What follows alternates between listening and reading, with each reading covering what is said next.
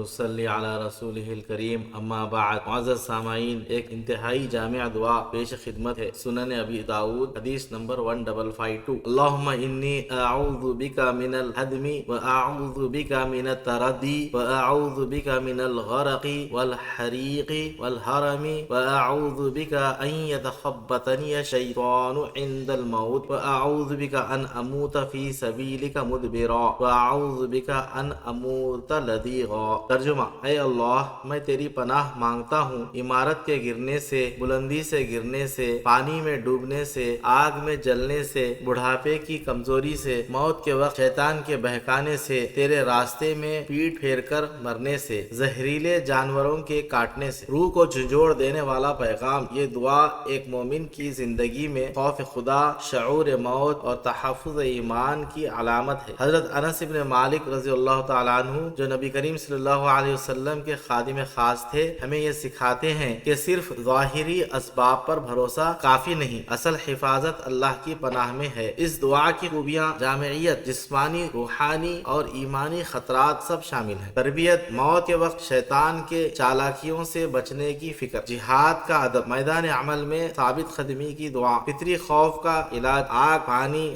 زہر، بڑھاپا، سب سے اللہ کی پناہ۔ اس دعا کو صبح و شام کے اذکار میں شامل کریں۔ سفر، بیماری یا ناگزیر حالات میں دل سے پڑھیں۔ بچوں کو بھی آسان زبان میں سکھائیں۔ وآخر دعوانا ان الحمد للہ رب العالمین۔